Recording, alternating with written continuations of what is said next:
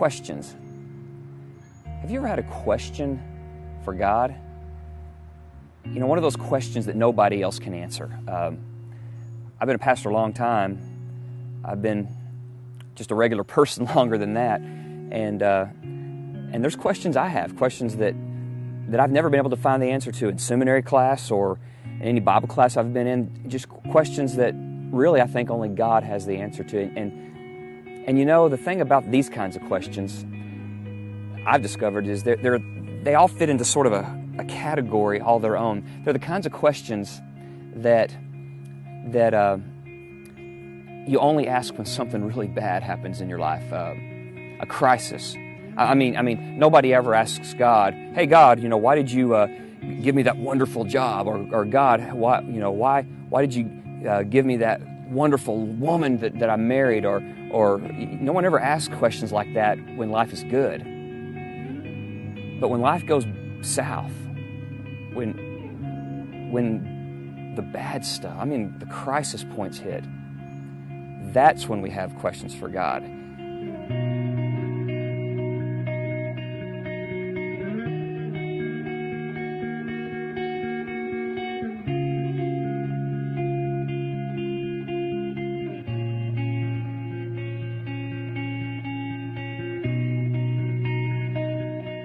But there's something about these questions that is even more disturbing, and that's that these God questions, we have a tendency to be afraid of asking God. At least that's my experience. I've dealt with a lot of people, and even like I said in my own life, you come to these points where you have these really good questions, but you're afraid to ask God. It's almost like God's off limits when it comes to these kinds of questions. You know, who are we to question God? I mean, He's God, right? So we don't ask, but they're still there, and they're nagging at us, and they're real, and they really can even pull us down into the muck and the mire of life, and we never get any resolution.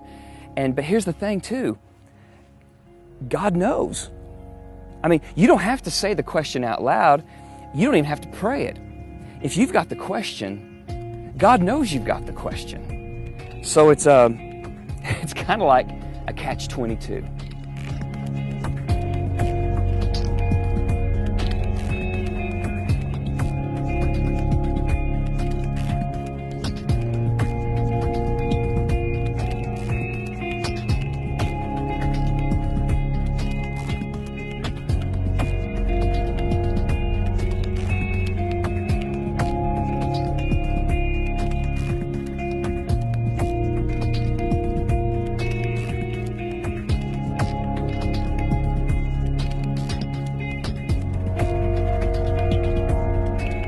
That brings us to Habakkuk.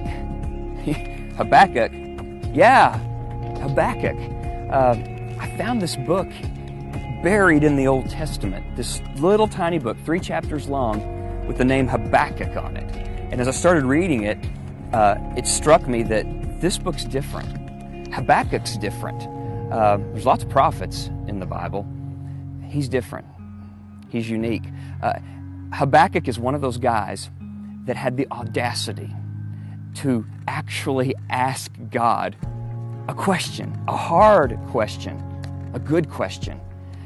He's the only prophet that does this. All the other prophets, they take what God wants to say and they tell the people.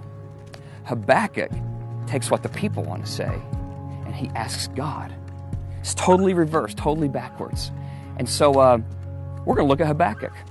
We're going to look at this guy that had the dare to take his questions to God.